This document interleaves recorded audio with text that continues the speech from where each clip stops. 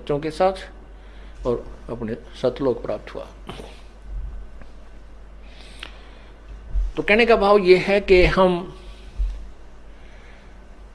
जैसे परमात्मा के चरणों में लगे हैं, अब हम कलयुग में पीछा छुड़वा सकते हैं। और यदि हम ऐसे फिर लटकम पटकम रह गए तो फिर और जन्म बढ़ जाएंगे। पुण्यात्माओं, या कोई भी सुखी नहीं है, कोई भी सुखी नहीं है। चाहे कोई राजा बन जाए, उसकी महादुर्गति, उच्च अधिकारी बन जाए, बेशक हमने कार और कोठी लाल बत्तियों में जाता देखा, उसका परेशानी 24 घंटे टेंशन रहती है। हम इस झूठे सुख को सुख मान बैठे। चाहे यहां राजा बन जाए, राजा को इतना दुख होता है शायद किसी को नहीं होता, लेकिन राजा को माया जोड़ने की आदत पड़ जाती है। उस माया के उस हाड को, कुत्ते वाले हाड को चाब चाब कर ये प्राणी, चाहे राजा है चाहे कोई भी है, भगवान से दूर है, वो यहीं इसी में उलझ पुलझ होकर रह जाता है। परमात्मा कहते हैं, तन दर सुखिया कोई ना देखा, जो देखा सो दुखिया हो, जो उदयस्त की बात करे मैंने सबका किया विवेका हो।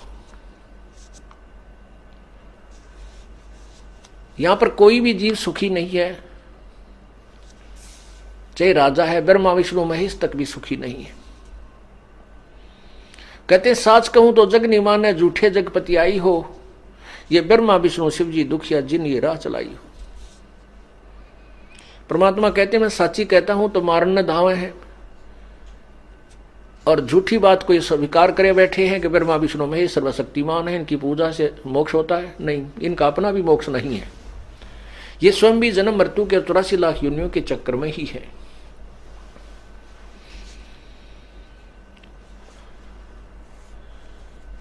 कहने का भाव यह है कि परमात्मा फिर उस प्यारी आत्मा को सतलोक, अपने यहाँ के मिनी सतलोक में ले जाते हैं। वहां जाकर वो खूब रोता है, और उस जैसे नालायक वहां बहुत बैठे पाएंगे, सभी बैठ कर बतलाते हैं हमने नाश कर लिया, हमने बड़ी बनाई बात बिगाड़ दी।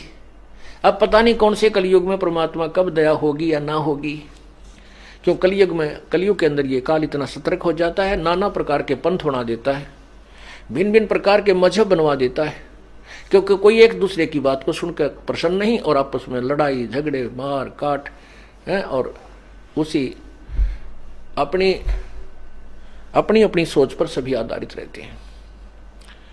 फिर भी परमात्मा बहुत को दया करते हैं, अपनी समर्थता के कारण, अपने तत्व ज्ञान के तोब के गोले के आधार पर इस अज्ञान रूपी किले को ढा देते हैं। एक बार प्रत्येक कलयुग में अवश्य खत्म कर देते हैं, और उस दाव में, उस अवसर में जो कोई मनुष्य जीवन प्राप्त है और वो पूर्ण संत की शरण में आके सच्ची भाव से अपना जीवन कल्याण करवा लेता, वो पार हो जाता है। अब ये बैन उठ चुका है। अब जो भी सच्चे दिल से परमात्मा की भक्ति जैसी भी बनती है करते रहिए, पर मर्यादा से दूर ना होना, अब आप यहां से पार हो जाओगे। आप विचार देख कीजिए, यहां एक सेकंड का, एक पल का जीव को पता नहीं तेरे साथ कल क्या हो जाएगा। एक बार हरियाणा के 2 मंत्री शपथ लेते ही कुछ ही दिनों के बाद